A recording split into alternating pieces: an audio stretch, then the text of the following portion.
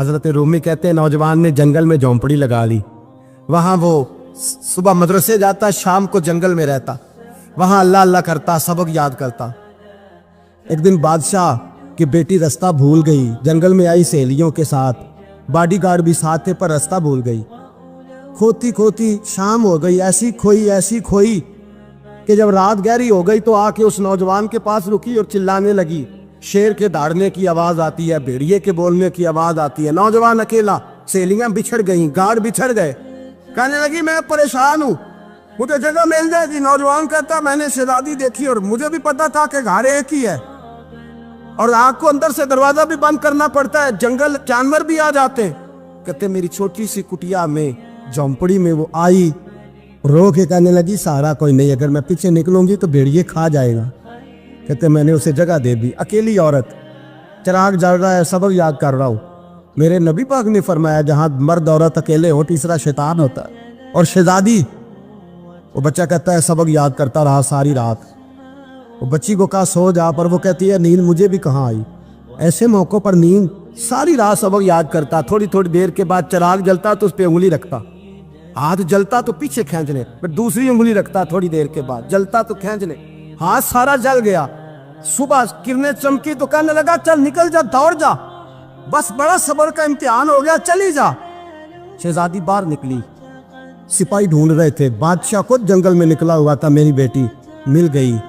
बादशाह तन्हाई में जाके कहने लगा बेटा मैं दुनिया को बताऊंगा कि मेरी बेटी खोई नहीं थी, सिपाही साथ ही थे।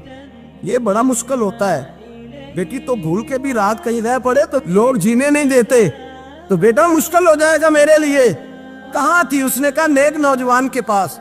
उसने कहा बेटा मैं तो तेरी बात मानूंगा पर दुनिया नहीं मानेगी।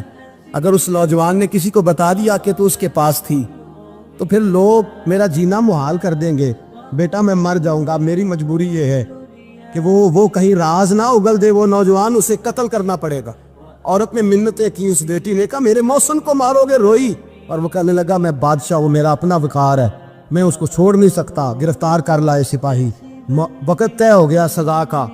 अकेले कारकोशरी में रखा गया, जो उसके खास एतबार वाले थे उनकी ड्यूटी लगाई। बादशाह ने बुलाया, पहले बिलम आया। औरत कहने लगी, बेटी कहने लगी एक दफा तो बुलाओ ना, एक सवाल बस पर्दे में रह के पूछना है और फिर जो आपका जी चाहे, मेरे मौसम को मारना तो है, तो मर्जी आपकी। सामने खड़ा किया, नौजवान पर्दे के पीछे, औरत खड़ी हो गई। बादशाह बीच बैठ गया। बीबी कहने लगी सारी रात बेदार मैं भी रही, सोया तू भी नहीं। वो जो तू चिराग के करीब हाथ लगा के जलाता था वो समझ नहीं आई। नौजवान रो पड़ा, कहने लगा क्या करूं, मैंने रसूलुल्लाह का दीन पढ़ा है, क्या करूं, मैंने हुजूर का दीन पढ़ा है। मैंने पढ़ा है कि जानी को सबसे नीचे दोज़ख के सबसे निचले दर्जे में जलाया जाए, उसे जहन्नमियों का पीप और रेशा पिलाया जाए, कंद खिलाया जाए। ये रवायतें पड़ी हुई थी। थोड़ी थोड़ी देर के बाद शैतान मुझे कहता था बदकारी कर ले। मैं अपना हाथ उसी वक्त जब शैतान मशवरा देता तो मैं आग पे करता। मैं कहता अगर ये बर्दाश्त हो गई तो वो भी हो जाएगी। जब हाथ जलता तो मैं समझ जाता नहीं तुझसे तो ये नहीं बर्दाश्त होती तो वो कैसे होगी। फिर मुझे शैतान मशवरा देता कोई देख नहीं रहा तो बुलाने नहीं गया, खुद आई, मैं दूसरी उंगली लगा देता। मैंने हाथ जलाया और मैं समझ गया जब छोटे से चिराग की इतनी सी शमा की आग नहीं बर्दाश्त होती तो दोज़ख कैसे बर्दाश्त होगी। कहता मैं बाज आया। बादशाह ने ये कहानी सुनी, लफ्ज सुने तो चीख मार के रोया। कहने लगा तालिब इल्म तू तो मेरे नबी का सच्चा गुलाम है और मेरे रसूल के जो सच्चे गुलाम होते हैं उन्हें फांसियां नहीं दी जाती, उन्हें तख्त पर बिठाया जाता है। अब तुझे सजा नहीं होगी बल्कि मैं अपनी बेटी का निकाह तेरे साथ करूंगा और मेरे बाद इस सल्तनत का बादशाह भी तू ही बनेगा।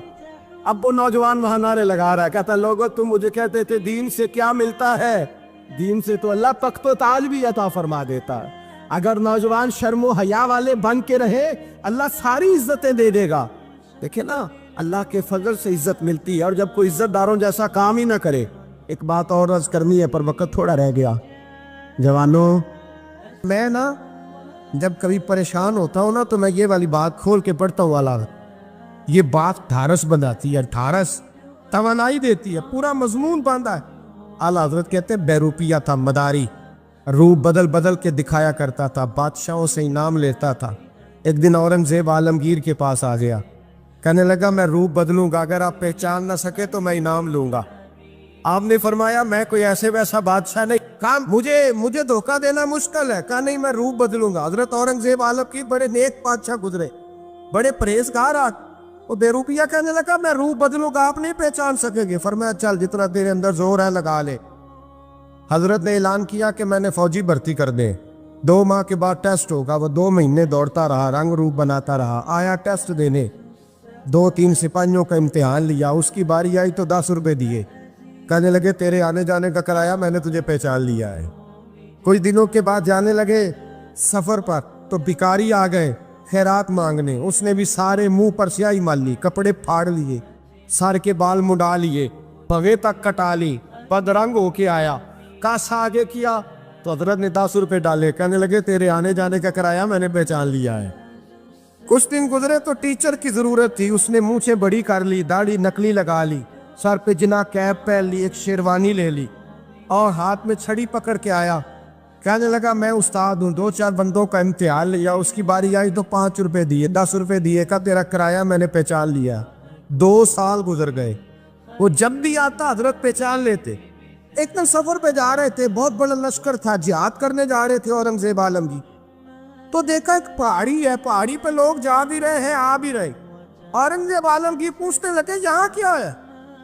कहने लगे बाबा जी बैठे हैं दुआ करते हैं, अल्लाह के नेक बंदे हैं। औरंगजेब कहने लगे यार पुराने लोग सारे ही अल्लाह वालों को मानते, ये भी मुसीबत आई है जितनी नहीं आई है, सारे लोग ही मानते।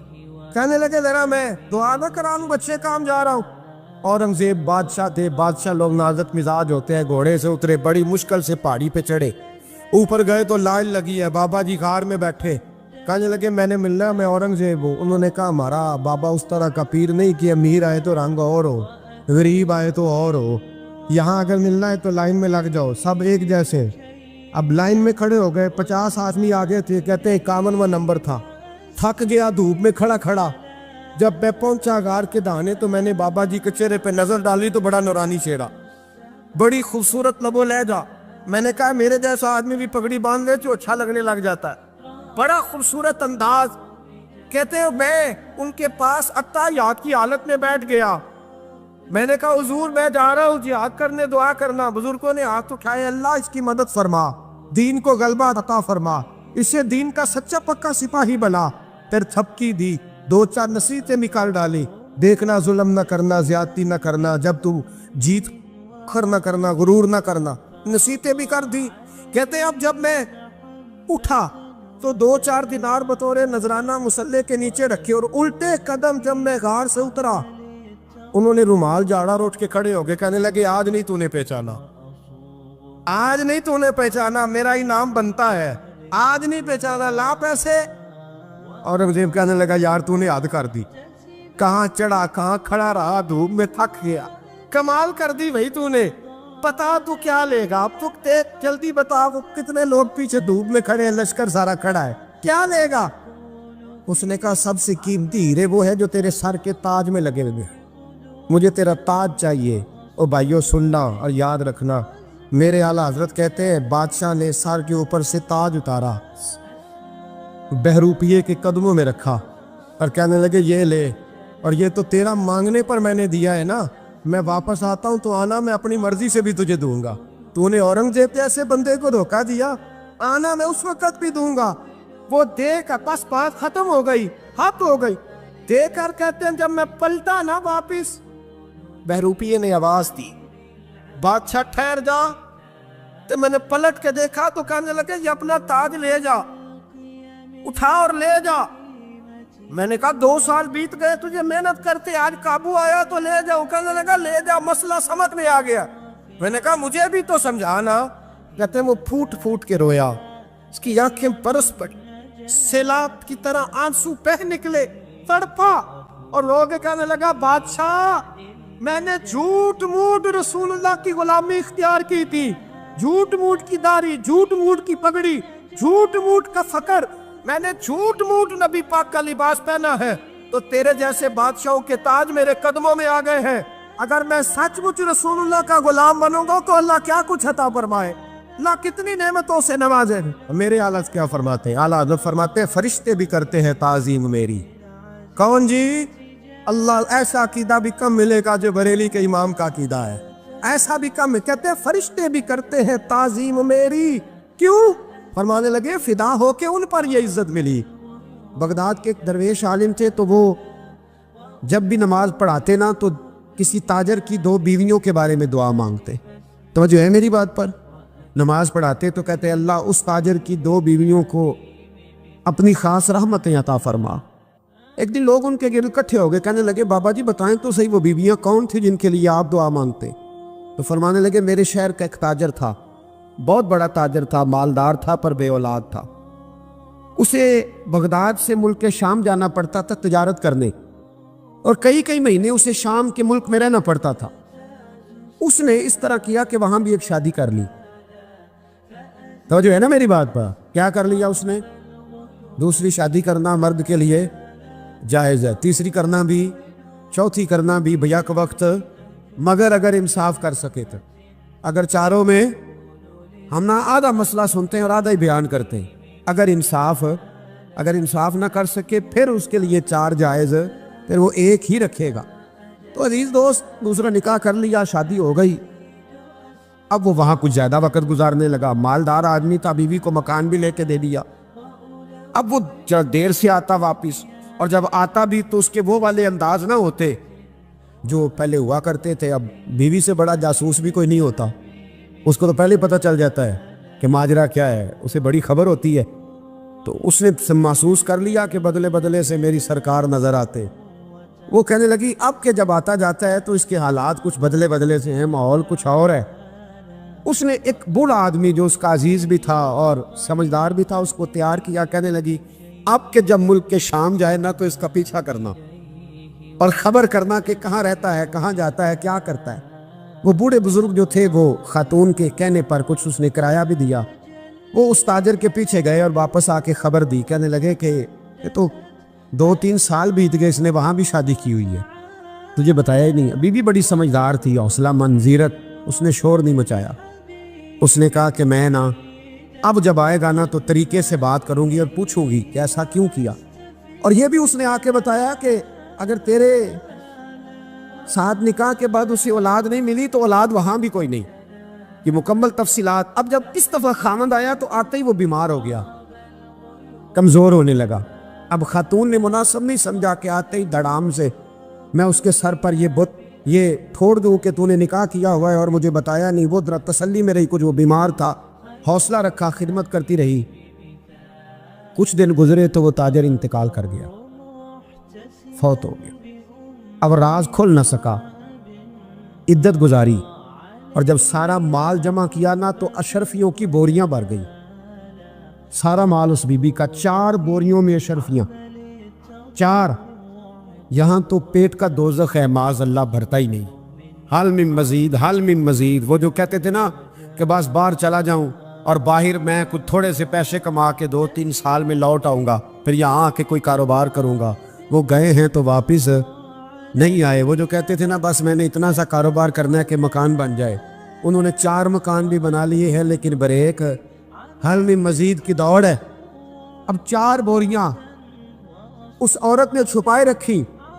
کوئی بندہ نہیں جانتا بغداد میں کہ ملک کے شام میں تاجر کی دوسری بیوی بھی ہے. جب وہ فارغ ہوئی تو اس نے اس بوڑھے جاسوس کو پھر بلایا اور 2 بوریاں اونٹ پہ رکھی, خود بھی ساتھ بیٹھی اور ملک شام گئی. اللہ اکبر. وہ بزرگ کہتے میں ایسے نہیں دعا کرتا. اس کو جا کے کہنے لگی میں اکیلی وارث نہیں ہوں, آدھے کی وارث تو بھی ہے. میں اکیلی وارث نہیں, یہ تقسیم وراثت ہے, آدھی کی وارث تو بھی ہے. تو رکھ اپنے پیسے, مجھے پتا ہے اس نے نکاح کیا تھا پر مجھے بتایا نہیں تھا, تو رکھ اپنے پیسے, میں تجھے دے رہی ہوں, آدھے تیرے ہیں آدھے میرے ہیں. اس نے نظر اٹھائی تو رو پڑی. کہنے لگی نہیں اب یہ سارے تیرے ہی ہیں. اگر تو اللہ سے ڈرتی ہے تو میں بھی رب سے ڈرتی ہوں. اگر تو مصطفیٰ کریم کا کلمہ پڑھتی ہے تو میں بھی اسی نبی کی ماننے والی ہوں. کہا بات کیا ہے, میرا کیوں ہے سارا؟ تو وہ خاتون کہنے لگی وہ 2 سال 3 سال سے میرے ساتھ نکاح تھا اور اس نے بتایا تھا مجھے کہ میری بیوی بھی ہے, اور میں غریب تھی تو میرے والدین کو بھی بتایا تھا کہ میری دوسری شادی ہے. یہ مکان اس نے مجھے لے کے دیا تھا. میرے تمام اخراجات وہ پورے کرتا تھا, نان و نفقہ کا خیال رکھتا تھا. لیکن اب کہ جب وہ آیا تو وہ بیمار تھا. اس نے مجھے بتایا کہ مجھے طبیب نے بتایا ہے کہ میں شدید بیمار ہوں, شاید بچ نہ سکوں. تو کہنے لگی وہ مجھے کئی لاکھ روپے بھی دے گیا اور جاتے دفعہ مجھے طلاق بھی دے گیا, فارغ کر گیا. کہنے لگا تو جہاں چاہے میرے بعد نکاح کر سکتی ہے. اور کہنے لگا میں چاہتا تھا پہلی بیوی کو بتا دوں, موقع نہیں بنا اور اس کا دل نہ ٹوٹے, بتا نہیں پایا. لہذا وہ مجھے ڈھیر سارے پیسے دے چکا ہے, سارا میرا حصہ مجھے پہلے سے دے چکا ہے. میری بہن اب یہ 4 بوریوں میں سے 2 میری نہیں بلکہ 4 کی 4 ہی تیری ہے, تو ہی اس کی حقدار ہے. تو بزرگ کہتے ہیں مجھے بتاؤ جن کے اندر اس قسم کے تقوی کی جھلک ہو ان کے لیے ہر نماز کے بعد دعا مانگنی چاہیے کہ نہیں مانگنی چاہیے؟ حضرت عمر کے زمانے میں نا ایک نوجوان تھا, نیک تھا, مسجد جایا کرتا تھا رات کو. تو مسجد جا رہا تھا تو رستے میں ایک عورت نے دعوت گناہ دی. ابن عساکر نے اس کو لکھا ہے. تو نوجوان تھا, خواہشات تھی, کچھ طبیعت مائل ہو گئی. ابھی ادھر جا ہی رہا تھا کہ کسی نے آیت پڑھ دی, والی من خاف مقام ربی جنتان, جو رب کے سامنے کھڑے ہونے سے ڈرے گا اللہ 2 جنتیں دے گا. واقعی ڈر گیا, وہ واقعی ڈر گیا. اتنا ڈرا کہ بے ہوش ہو کے گر پڑا. بیماری سے لوگ بے ہوش ہوتے ہیں, پیسے ڈوب گئے بے ہوش ہوتے ہیں, بچے کے غم میں بے ہوش ہوتے ہیں. سچ بتاؤ کبھی خوف خدا سے بھی بے ہوش ہوتا کوئی دیکھا ہے؟ ہمارے ہاں تو روز مرہ ہی نہیں ہے بھائی. اور بڑی باتیں ہیں بے ہوش ہونے کی, ڈرنے کی, غش کھانے کی. بے ہوش ہو کے گر پڑا. بوڑھے باپ کو کسی نے بتایا بچہ بے ہوش پڑا ہے, اٹھا کے گھر لائے. گھر لا کے کہا بیٹا کیا ہوا؟ نوجوان ہے, چڑھتی جوانی ہے, پر پاکیزہ بڑی ہے. کہنے لگا ابا جی گناہ کی طرف چلا گیا تھا, پر میں نے آیت سن لی جو اللہ کے سامنے کھڑے ہونے سے ڈرے گا رب 2 جنتیں دے گا. میں ڈر گیا تھا, رب واقعی 2 جنتیں دے گا. باپ رو پڑے, ابا جی کی آنکھوں میں آنسو آئے اور کہا پتر اللہ بڑا مہربان ہے, اس کے وعدے سچے ہیں, واقعی 2 جنتیں دے گا. اس نے پھر ایک چیخ ماری اور اس طرح کی ماری کہ اس کی روح ہی پرواز کر گئی. روح ہی پرواز کر. کشتگانے خنجر تسلیم را, عشق کی خنجر سے قتل ہو گئے لوگ.